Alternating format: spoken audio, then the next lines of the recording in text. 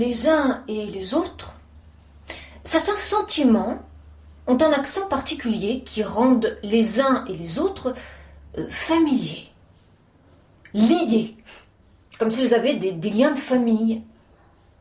Alors je m'en vais élucider ce pathos de la familiarité. Par exemple, lorsque l'autre me plaît, je le trouve sympathique, sympa, se dit-on familièrement, et réciproquement, lorsque je plais à l'autre, il me trouve sympathique à son tour et à son goût. Belle et étrange correspondance, étrange et belle convergence. En revanche, lorsque l'autre me déplaît, je le trouve antipathique, et vice-versa. Quand c'est moi qu'il ne peut pas saquer, ou quand c'est lui que j'ai du mal à supporter. Et là, il n'y a pas de convergence, mais une franche divergence qui rend plus que difficile notre correspondance. Et ces deux pathos m'ont toujours paru comiques ou pathétiques.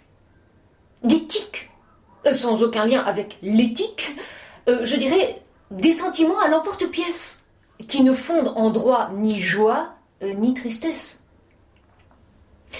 Mais il y a un tout autre pathos qui nous rapproche plus les uns des autres et qu'on appelle en allemand Einfühlung, du préfixe ein, du dedans, et du Gefühl, sentiment, pour signifier que l'extérieur peut colorer mon intérieur, l'impacter en quelque sorte.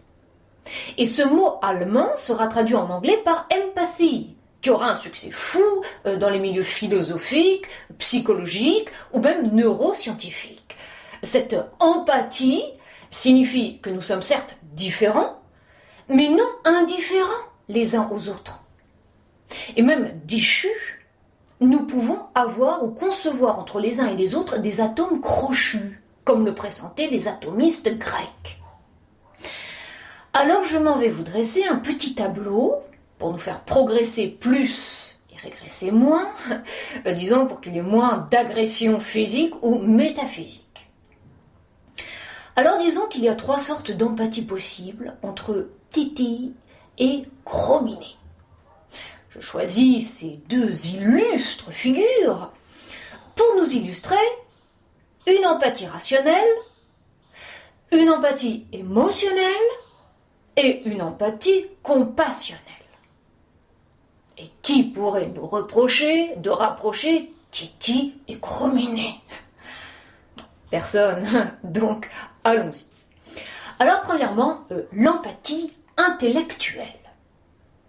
C'est lorsque Titi partage la vie de Chrominé et l'adopte comme si c'était le sien.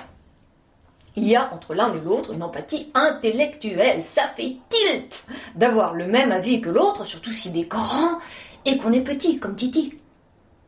Nous avons l'impression d'avoir encore un peu plus raison, ça nous conforte ou réconforte dans notre fort intérieur, empathie rationnelle. Alors Titi se réjouit et commence même à rêver, comme Descartes, de l'accord de tous les esprits.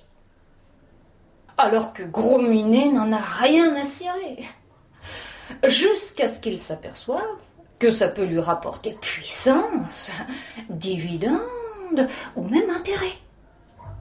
Mais ne soyons pas dupes pour autant, nous ne serons jamais que 2 volontés qui prétendent à la vérité sans être forcément dans le vrai. Le plus souvent, on croit qu'on se comprend, alors qu'on ne se comprend pas du tout. Tiens, un petit exemple de malentendu. Sous l'occupation, les Français disaient à celui qui allait se faire gronder « Tu vas te faire appeler Arthur !»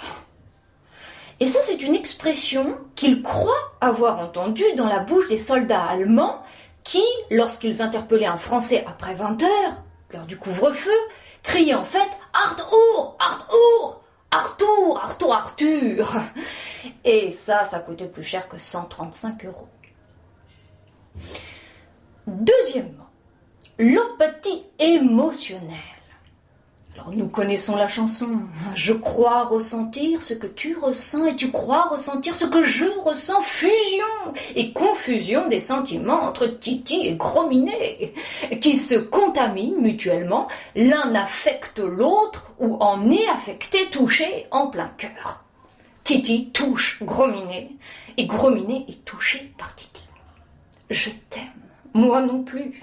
Donc deux cœurs qui puisent dans le même puits, qui s'identifient l'un à l'autre, et parfois ils s'abîment en croyant atteindre le sommet. C'est Montaigne et la Boétie. Je l'aimais parce qu'il était moi, il m'aimait parce que j'étais lui. C'est l'essence de toute poésie, angélisme et mimétisme à la fois. Je ressens ce que tu ressens. Je partage ton sentiment lorsque tu dis que la vie est belle. Je suis aussi émue que toi. Les moi renforce nos deux moi, caprice à deux, caprice des dieux, et on en fait tout un fromage. Vive le partage, l'amour n'a pas d'âge, on peut s'aimer à en mourir. De 7 à 77 ans et même davantage, la Covid ne passera pas. Troisièmement, l'empathie compassionnelle.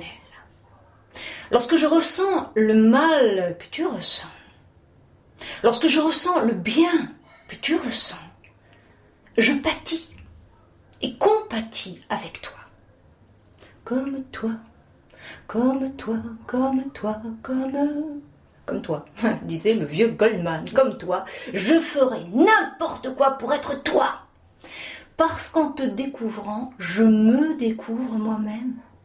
Je me sens un peu plus exister en ressentant ce que tu ressens. Je te remercie d'exister. Ta souffrance me fait souffrir, ton mal me fait mal, je partage ta douleur. Et on appelle ça la pitié, qui a une sale réputation comme la piété. Les deux font partie des bons sentiments qui nous redonnent le moral en nous rendant sensibles les uns aux autres. Humain trop humain, marocain trop marocain. Voilà, ne dites surtout pas que je n'ai pas dit un traître mot sur le Maroc et sur Israël.